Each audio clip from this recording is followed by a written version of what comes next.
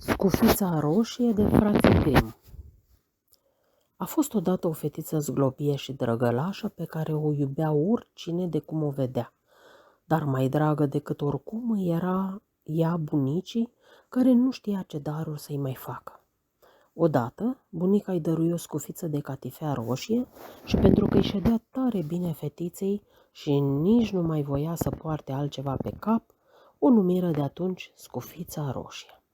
Într-o zi maică-sa îi zise: "Scufiță roșie, ia bagă în coșuleț bucata asta de cozonac și sticla asta cu vin și du-le bunicii, că e bolnavă și slăbită și bunătățile astea o să-i ajute să-și mai vină în puteri."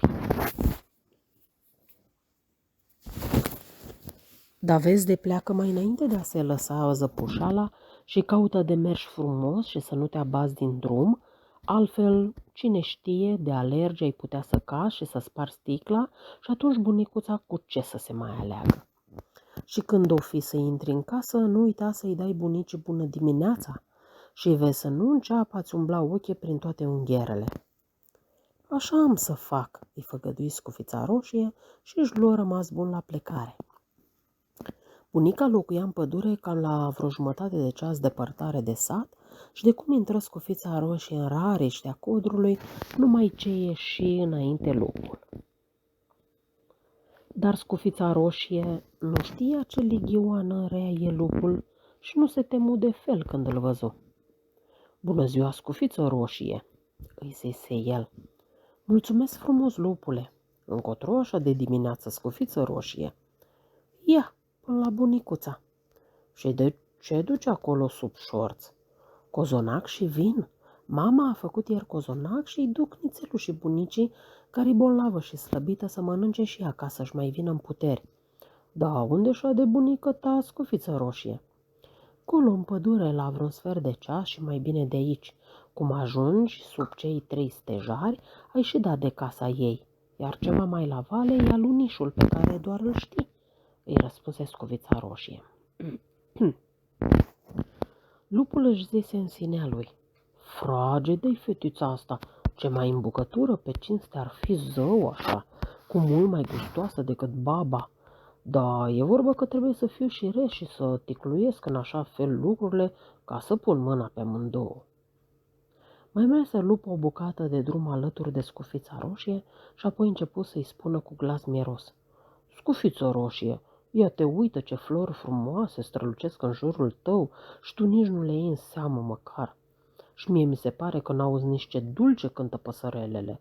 Atât de serioasă pășești pe drum, de parcă te-ai duce la școală și e atât de plăcut să hoinărești și să zburzi prin pădure, e atâta veselie."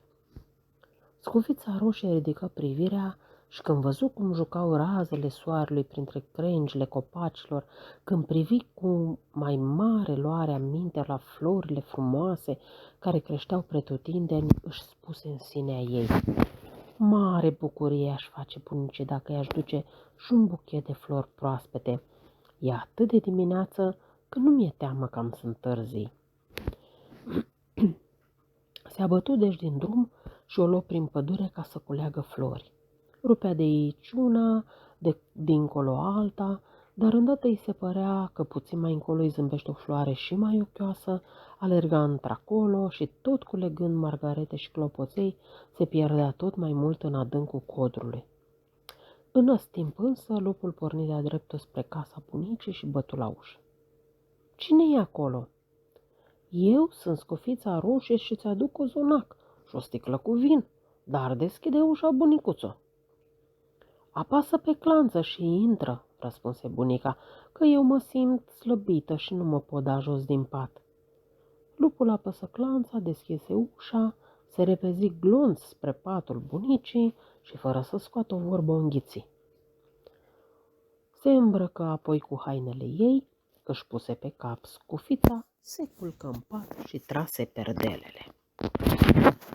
În vremea asta, Scufița roșie culesese atâtea flori că abia le mai putea duce. Cum alerga ea de colo-colo, deodată și-a amintit de bunica și porni de grabă spre căscioara sa din pădure. Și numică-i fu mirarea când văzu ușa dată de perete. De îndată ce intră în odaie, o cuprinse neliniștea Totul li se părea atât de ciudat încât își spuse: Vai, Doamne, ce-o fi cu mine de mi-e așa de frică, că doar altădată mă simțeam atât de bine la bunicuța. Și fără să mai aștepte strigă: Bună dimineața! Dar nu primi niciun răspuns. Scufița roșie se apropie atunci de pași și dădu perdelele la o parte. Bunicuța stătea întinsă în pat, cu scufia trasă peste ochi și avea o înfățișare atât de ciudată încât fetița întrebă: Vai, bunicuțo, dar de ce ai urechi așa de mari?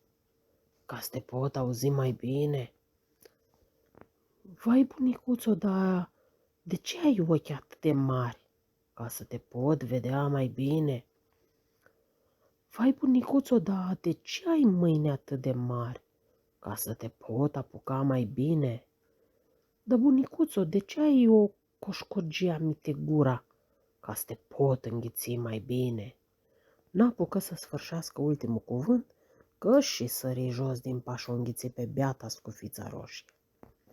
După ce spotoli foamea, lupul se culcă din nou în pat și, prinzându-l somnul, a dormit și început să sfărăie de se cutremurau pereții.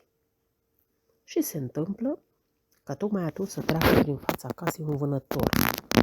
Auzi el horcăiturile și își spuse: Bre, dar tare mai sfărăie bătrâna, nu cumva i-o fi rău? Intră în casă și când se apropie de pat îl văzu pe lup tolănit acolo. Ei, drăcie, nu-mi închipuiam că o să te găsesc aici ticălos, bătrân, izbucni vânătorul, de când te caut. Își potrivi pușca și voi să tragă, dar în clipa aceea îi trecu prin minte: Dar dacă lupul a înghițit-o pe bătrână, poate că aș mai putea să o scap.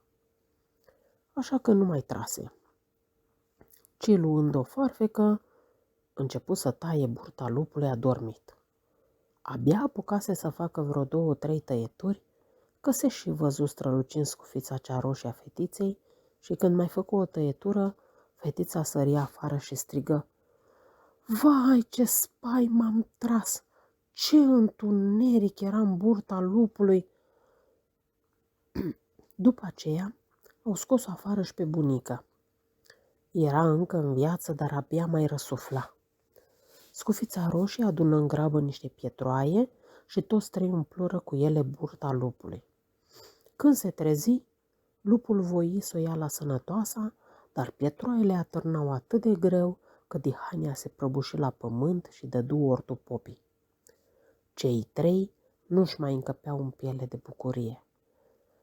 Bunicuța mâncă cozonacul și bău vinul pe care l-a aduse fetița și pe dată se îndrăveni. Iar scufița roșie gândi în sinea ei, parcă mustrându-se: De aici înainte nu o să mă mai abat niciodată din drum când o merge singură prin pădure, ci o să ascult de povețele mamei. Sfârșit.